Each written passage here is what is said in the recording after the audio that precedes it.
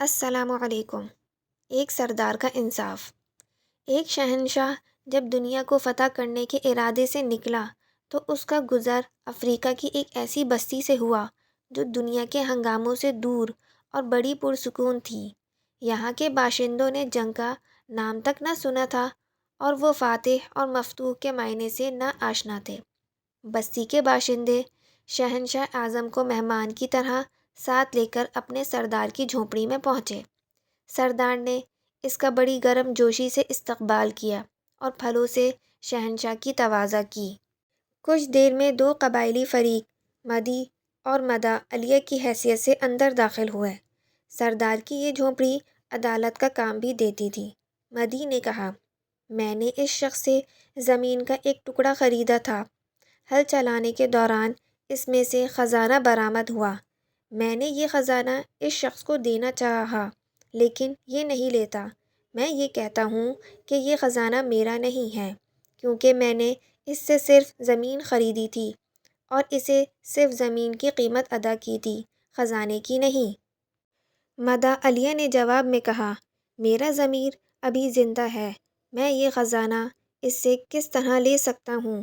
میں نے تو اس کے ہاتھ زمین فروخت کر دی تھی۔ اب اس میں سے جو کچھ بھی برآمد ہوا یہ اس کی قسمت ہے اور یہی اس کا مالک ہے۔ میرا اب اس زمین اور اس میں موجود اشیاء سے کوئی تعلق نہیں ہے۔ سردار نے غور کرنے کے بعد مدعی سے دریافت کیا، تمہارا کوئی لڑکا ہے؟ ہاں ہے۔ پھر مدح علیہ سے پوچھا، اور تمہاری کوئی لڑکی بھی ہے؟ جی ہاں۔ مدح علیہ نے بھی اثباتاً میں گردن ہلا دی۔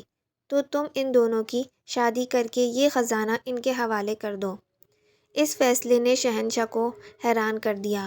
وہ فکر مند ہو کر کچھ سوچنے لگا۔ سردار نے متردد شہنشاہ سے دریافت کیا، کیوں، کیا میرے فیصلے سے آپ مطمئن نہیں ہیں؟ نہیں، ایسی بات نہیں ہے، شہنشاہ نے جواب دیا، لیکن تمہارا فیصلہ ہمارے نزدیک حیران کن ضرور ہے۔ سردار نے سوال کیا، اگر یہ فیصلہ آپ کے روبرو ہوتا تو آپ کیا سناتے؟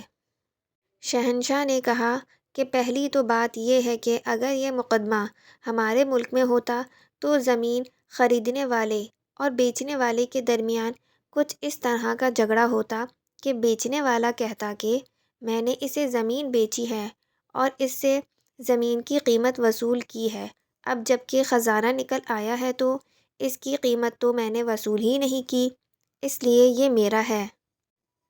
جبکہ خریدنے والا کہتا کہ میں نے اس سے زمین خرید لی ہے تو اب اس میں جو کچھ ہے وہ میری ملکیت ہے اور میری قسمت ہے۔